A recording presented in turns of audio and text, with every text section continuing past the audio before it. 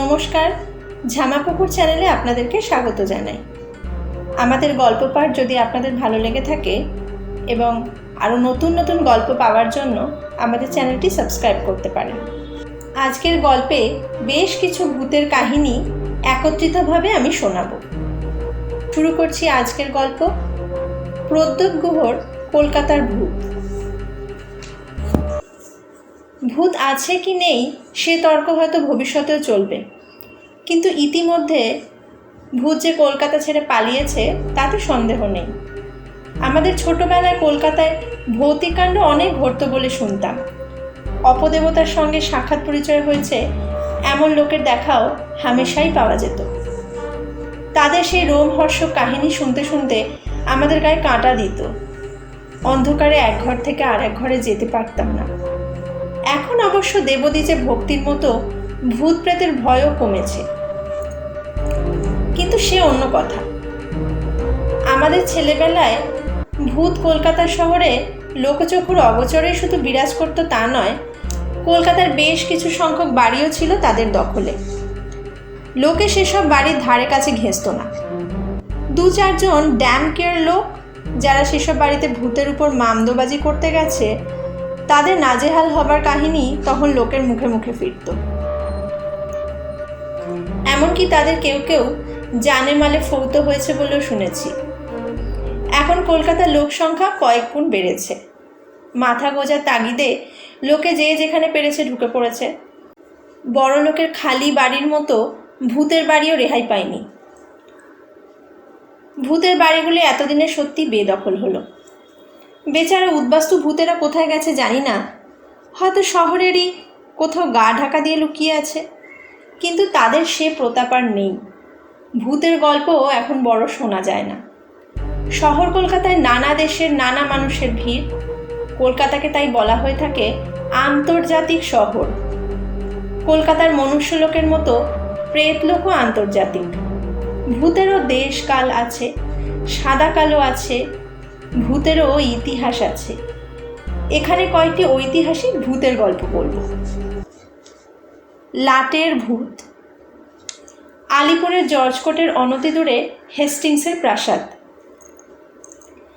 বাড়িটিতে এখন নারী শিক্ষা পর্ষদের আপিস হয়েছে। বাড়িটা এককালে ছিল গভর্নর জেনারেলের পল্লী ভবন। বাড়িটা নাকি একসময় ভৌতিক কার্যকলাপের কেন্দ্র হয়ে উঠেছিল। আর সে ভূত স্বয়ং হেস্টিংসের, লাট সাহেবের ভূত। লাটের মতোই ছিল তার চলাফেরা। শোনা যায় প্রতিদিন সন্ধ্যায় তিনি নাকি অদৃশ্য জুড়ি গাড়ি হাঁকিয়ে রাজকীয় দাপটে রাস্তা কাঁপিয়ে বাড়ির দরজায় এসে নামতেন। তারপর সেই বিশাল প্রাসাদের প্রতিটি ঘরে তন্ন তন্ন করে কি জানি খুঁজে বেড়াতেন। কোনো মহামূল্যবান বস্তু কি তিনি ওই বাড়িটাতে ফেলে গিয়েছিলেন, যার খোঁজে প্রেতলোক থেকে নিত্য তিনি আনাগোনা করতেন? ইতিহাসের পৃষ্ঠা এই রহস্যের উপর কিছুটা আলোকপাত করে। 1785 সালের 21শে জুলাই হেস্টিংস তার বন্ধু এবং প্রাক্তন একান্ত সচিব নেসবিট টমসনকে একটা চিঠি লিখেছিলেন। চিঠিটার বয়ান নিম্নরূপ: বারে বারে আমার দপ্তরের কথা উল্লেখ করতে হচ্ছে বলে আমি দুঃখিত, কিন্তু আপনার বা লার্কিন্সের কাছ থেকে এই বিষয়ে এখনও কোনো সংবাদ পেলাম না। এ নিয়ে আমি যে কী উদ্বেগের মধ্যে আছি তা আপনারা কল্পনা করতে পারবেন না। দপ্তরটি হেস্টিংসের কাছে কীরূপ মূল্যবান ছিল 1787 সালের 6 সেপ্টেম্বর কলকাতা গেজেটে প্রকাশিত একটি বিজ্ঞাপন থেকে তা আঁচ করা যাবে। বিজ্ঞাপনটি ছিল এই রকম: বাংলাদেশ ছেড়ে চলে যাওয়ার সময় ওয়ারেন হেস্টিংস মহোদয়ের একটি কালো রঙের বাক্স তার এসপ্ল্যানেডের বাসভবন থেকে খোয়া গেছে, কিংবা হয়তো ভ্রমক্রমে তার অন্যান্য অনেক জিনিসের সঙ্গে নিলামে বিক্রি করে দেওয়া হয়েছে। বাক্সটির মধ্যে দুটি মিনিয়েচার ছবি এবং কিছু ব্যক্তিগত কাগজপত্র ছিল। এত দ্বারা জানানো যাচ্ছে যে কোনো ব্যক্তি যদি এমন সংবাদ দিতে পারেন যার ফলে বাক্সটি উদ্ধার করা সম্ভব হবে, মিস্টার লার্কিন্স এবং মিস্টার টমসন তাকে 2000 সিক্কা টাকা পুরস্কার দেবেন। যতদূর জানা যায় দপ্তরটি উদ্ধার করা সম্ভব হয়নি। এই দপ্তরটির খোঁজেই কি হেস্টিংস তার প্রাক্তন বাসভবনে হানা দিতেন? 1876 সালের প্রথম দিকে বিলেতের ইন্ডিয়া হাউসের মহাফেজখানায় হেস্টিংসের কিছু কাগজপত্র আবিষ্কৃত হয়। এই কাগজগুলি কি ছিল সেই রহস্যময় কালো বাক্সে? আর এই আবিষ্কারের পরই কি আলিপুরে হেস্টিংসের ভৌতিক আনাগোনা বন্ধ হয়? তুমি কি শুধুই ছায়া? সেখানে কলকাতার সুপ্রিম কোর্টে স্যার অ্যান্টনি ও স্যার আর্থার বুলার নামে দুজন জজ ছিলেন। স্যার আর্থার ও তার ভাই চার্লস আবার ছিলেন টমাস কার্লাইলের ছাত্র। আমাদের দ্বিতীয় গল্পটি স্যার অ্যান্টনি সম্পর্কে। স্যার অ্যান্টনির স্ত্রী এবং পরিজনবর্গ ইংল্যান্ডে ছিলেন। স্যার অ্যান্টনি একদিন রাত জেগে স্ত্রীর কাছে দীর্ঘ একটি চিঠি লিখছিলেন। হঠাৎ চোখ তুলতেই দেখেন তার স্ত্রী দরজার কাছ ঘেঁষে দাঁড়িয়ে। জজ সাহেব চমকে ওঠেন, চেয়ার ছেড়ে উঠে এগিয়ে যান স্ত্রীর দিকে। স্ত্রীর ছায়া শরীর এক পা দু পা করে পেছু হটতে হটতে অবশেষে একসময় মিলিয়ে যায়। স্তম্ভিতের মতো জজ সাহেব আবার এসে বসেন চেয়ারে। চিঠির খেই হারিয়ে গেছে, মাথার মধ্যে দপদপ করছে। তবু কলম তুলে নিয়ে আবার চিঠি লেখায় মনোসংযোগের চেষ্টা করেন। আবার চোখ পড়ে দরজার দিকে। দেখেন ছায়ামূর্তি দরজার কাছে দাঁড়িয়ে বিষণ্ণ চোখে চেয়ে আছে তার দিকে। স্যার অ্যান্টনি আর থাকতে পারেন না। স্ত্রীর নাম ধরে ডেকে দৌড়ে যান ছায়ামূর্তির দিকে। ছায়ামূর্তি আবার পেছু হটতে হটতে শূন্যে মিলিয়ে যায়। কিছুক্ষণ বাদে চাকর বাকররা এসে দেখে স্যার অ্যান্টনি অজ্ঞান হয়ে পড়ে আছেন। পরদিন সমস্ত ঘটনাটা বর্ণনা করে এবং স্ত্রীর স্বাস্থ্যের জন্য উদ্বেগ প্রকাশ করে দেশে এক চিঠি লেখেন। চিঠিটি পারিবারিক দলিল হিসাবে বুলারদের গৃহে রক্ষিত আছে। পরেরটাকে জানা যায় স্যার অ্যান্টনি যে সময় ছায়ামূর্তি দেখেছিলেন সেই সময়ই ইংল্যান্ডে তার স্ত্রীর মৃত্যু হয়েছে।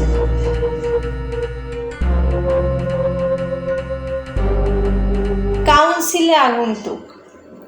7 সমুদ্র 13 নদী পেরিয়ে অশরীর এদেশে আগমনের আর একটি কাহিনীর বিবরণ পাওয়া যায় 1880 সালে প্রকাশিত পাদ্রি সেভিলের একটি বইয়ে। পাদ্রি সাহেব লিখেছেন, মিস্টার স্পার্কস আমাকে জানিয়েছেন তার দাদু জোসেফ কার্টার মহোদয় ছিলেন ওয়ারেন হেস্টিংসের সচিব। একদিন সন্ধ্যায় তিনি সুপ্রিম কাউন্সিলের সভায় বসেছেন। কাউন্সিল কক্ষে মিস্টার শেক্সপিয়ার নামে কাউন্সিলরের জনৈক সদস্য হঠাৎ বলে উঠলেন, হা ভগবান, এ যে দেখছি আমার বাবা। কাউন্সিলের সদস্যরা দেখলেন এক অপরিচিত মূর্তি কাউন্সিল কক্ষের মধ্যে দিয়ে ভাসতে ভাসতে আর একটি কক্ষে অদৃশ্য হয়ে গেলেন, যদিও সে কক্ষের কোনো প্রবেশপথ ছিল না। কাউন্সিল সদস্যদের বিশেষ করে যা চোখে পড়ল তা হচ্ছে একটি বিশেষ ধরনের টুপি। এই টুপির নাম ছিল চিমনিপট। এদেশে সেই টুপি পাওয়া যেত না। ঘটনাটি গভর্নর জেনারেলের মনকে এতটা প্রভাবিত করেছিল যে তিনি তৎক্ষণাৎ আদেশ দিলেন ঘটনাটির একটি বিবরণ লিপিবদ্ধ করে যেন মহাফেজখানায় রাখা হয়। বিবরণটি সম্ভবত এখনও সেইখানেই আছে। কয়েকদিন বাদে মিস্টার শেক্সপিয়ারের বাবার মৃত্যু সংবাদ নিয়ে একটি জাহাজ এসে কলকাতা বন্দরে ভিড়ল। এই জাহাজেই চিমনিপট টুপির প্রথম চালানো ভারতবর্ষে এসে পৌঁছল। বিলেতে ছায়ামূর্তি। অশরীরী ছায়ামূর্তিরা বিলেত থেকে শুধু যে এদেশেই এসেছে তা নয়, এদেশ থেকে ওদেশেও গেছে। 1893 সালে প্রকাশিত একটি গ্রন্থে জেমস ডগলাস এমনই একটি ঘটনার বিবরণ লিপিবদ্ধ করেছেন। অ্যান্ডল্যাংয়ের জনৈক আত্মীয়া এডিনবরায় থাকতেন। এক সকালে জেগে উঠে তিনি দেখেন তার বাবা তার শিয়রে দাঁড়িয়ে, তার পরনে ইস্ট ইন্ডিয়া কোম্পানির সামরিক উর্দি। ভদ্রলোক বুক চেপে ধরলেন, তার মুখে ফুটে উঠল বেদনা আর অভিব্যক্তি। তারপর ছায়ামূর্তি শূন্যে মিলিয়ে গেল। ভদ্রমহিলা সব কথা জনৈক পাদ্রীকে খুলে বললেন। পাদ্রী সাহেব ঘটনার দিনের তারিখ সব টুকে নিলেন। তখন ভারতবর্ষে পূর্ণ শান্তি বিরাজ করছে। কাজেই ভদ্রমহিলার দুঃস্বপ্নের কোনো ব্যাখ্যা কেউ খুঁজে পেল না। পরবর্তী জাহাজে খবর এলো ভারতবর্ষে মিউটিনির হাঙ্গামা শুরু হয়েছে। ভদ্রমহিলার বাবা পুরো সামরিক পোশাকে গিয়েছিলেন অধীনস্থ সিপাহীদের শান্ত করতে। সিপাহীদের গুলিতে সেখানে তার প্রাণান্ত হয়। ধর্মতলার হানাবাড়ি। হান্টার অ্যান্ড কোম্পানি ছিল সেকালের একটি বিখ্যাত ব্যবসায় প্রতিষ্ঠান। মিস্টার লুইস কুপার ছিলেন এই প্রতিষ্ঠানের হিসাব রক্ষক। বউবাজারে এখন যেখানে সেন্ট জেভিয়ার গির্জাটির অবস্থিত, ওইখানে একটি বাড়িতে তিনি স্ত্রী পুত্র নিয়ে বাস করতেন। বউবাজার তখন অভিজাত পাড়া ছিল। দৈব দুর্বিপাকে ভদ্রলোকের দুটি পুত্রই হঠাৎ মারা যায়। পুত্র বিয়োগের পর ভদ্রলোকের স্ত্রীর মস্তিষ্ক বিকৃতির লক্ষণ দেখা দেয়। বাধ্য হয়ে স্ত্রীকে তিনি কিছুদিন ভবানীপুরের উন্মাদ আশ্রমে রাখেন। এই বাড়ির বেদনাদায়ক স্মৃতি ভদ্রমহিলার মানসিক স্বাস্থ্যের অন্তরায় হবে মনে করে কুপার ওয়েলিংটন স্কোয়ারের অনতি দূরে ধর্মতলার উপর ছোট একটি বাড়ি ভাড়া করে স্ত্রীকে সেখানে এনে রাখেন। নিজে তিনি বউবাজারের বাড়িতেই রইলেন। প্রতিদিন সকালে ধর্মতলা সেক্রেড হার্ট গির্জায় প্রার্থনা সেরে কুপার নিজের বগি গাড়িতে চেপে বাজার নিয়ে যেতেন স্ত্রীর বাসায়। 1845 সালের 6 মার্চ সকালে যথারীতি স্ত্রীর বাসায় গিয়ে কুপার দেখেন স্ত্রী মৃত অবস্থায় বারান্দায় পড়ে আছেন। গলায় গামছা জড়িয়ে শ্বাসরোধ করে তাকে হত্যা করা হয়েছে। ভদ্রমহিলা যে প্রাণপণ শক্তিতে আততায়ীর সঙ্গে যুঝেছিলেন তার যথেষ্ট চিহ্ন পাওয়া গেল। দেখা গেল বাড়ির মূল্যবান দ্রব্যাদি সবই অপহৃত হয়েছে। জোর পুলিশ তদন্ত চলল। কুপার আততায়ীকে ধরিয়ে দেবার জন্য পুরস্কার ঘোষণা করলেন, কিন্তু আততায়ীকে গ্রেপ্তার করা গেল না। খুনেরও কোনো কিনারা হলো না। এই ঘটনার পর থেকে রটে গেল বাড়িটা হানাবাড়ি।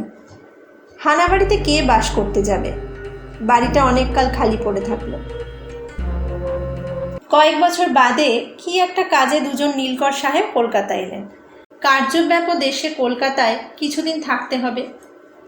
মফস্বলের লোক, কলকাতার খবরাখবর তারা জানেন না। দুই বন্ধুতে মিলে বাড়িটা তারা 6 মাসের জন্য লিজ নিয়ে নিলেন। একদিন দুই বন্ধুতে নাচ গানের দুখানা টিকিট কিনলেন, কিন্তু একজনের হঠাৎ জ্বর হয়ে যাওয়ায় তিনি যেতে পারলেন না। অপর বন্ধু তাকে অসুস্থ অবস্থায় ফেলে রেখে যেতে চাইলেন না। তিনি তাকে অনেক বুঝিয়ে সুঝিয়ে নাচ গানের আসরে পাঠিয়ে দিলেন। সে রাত্রে তিনি হল ঘরে শুয়ে রইলেন। পরদিন সকালে উঠে নাচ গানের আসর থেকে কোনো বান্ধবী পাকড়ে বাড়ি নিয়ে আসার জন্য বন্ধুকে এক হাত নিলেন। বন্ধু তো আকাশ থেকে পড়লেন, না, কখনো না, আমি কাউকে নিয়ে আসিনি। আসলে জ্বরের ঘরে তুমি খোয়াব দেখেছ। আচ্ছা, কি দেখেছ বলো তো? বন্ধু জবাব দিলেন, মধ্যরাত্রির কিছু পরে আমি স্পষ্ট দেখতে পেলাম তোমার ঘর থেকে এক মহিলা বেরিয়ে এলেন। লম্বা চওড়া চেহারা মহিলার, বেশ সুন্দরী, ইউরোপীয় হতে পারেন, আবার ইউরেশীয় হওয়াও অসম্ভব নয়। মহিলা হল পেরিয়ে বারান্দার দিকে গেলেন। আমি জেগেই ছিলাম। ভদ্রমহিলার গলায় এক টুকরো কাপড় কমফর্টারের মতো জড়ানো ছিল।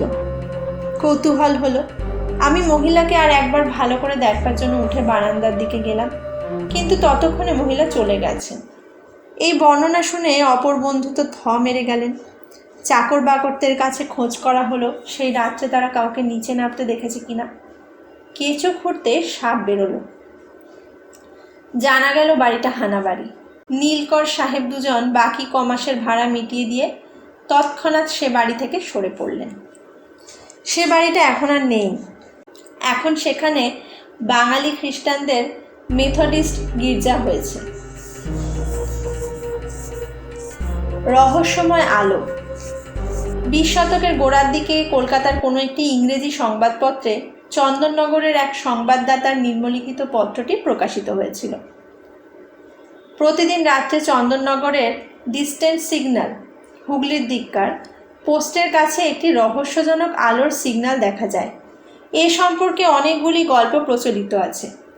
সবচেয়ে চালু গল্পটি হলো, চন্দননগরে যখন প্রথম রেল লাইন বসে তখন ডিস্টেন্ট সিগন্যালের কাছে জনৈক গার্ডের অপঘাতে মৃত্যু হয়েছিল।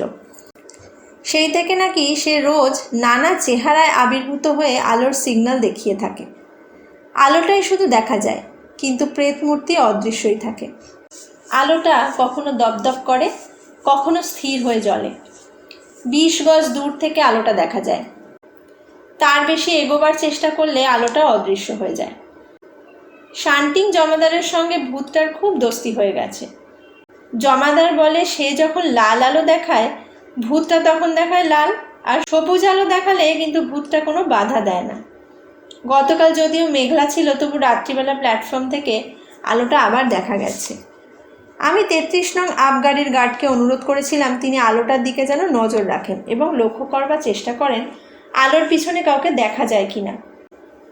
কিন্তু ট্রেনটা আলোর সমীপবর্তী হবার আগেই আলোটা অদৃশ্য হয়ে যায়। আপনার পাঠকদের মধ্যে যারা কখনো ভূত দেখেননি বা ভূত প্রেতে বিশ্বাস করেন না, তারা অনুগ্রহ করে চন্দননগর পর্যন্ত এলেই নিজেদের সন্দেহ ভঞ্জন করতে পারবেন। ব্যাপারটা সত্যি অনুসন্ধান করে দেখবার মতো। পিয়ানোর ভূত। কলকাতা হিস্টোরিক্যাল সোসাইটির জানাব আব্দুল আলী শ্রীমতী ডির কাছ থেকে নিচের গল্পটি শুনেছিলেন। 1926 সালে আলিপুরের ম্যাজিস্ট্রেটের বাড়িতে আমি কিছুকাল বাস করেছিলাম। ম্যাজিস্ট্রেট মিস্টার থ্যাকারে এই বাড়িতে কিছুদিন বাস করেছেন।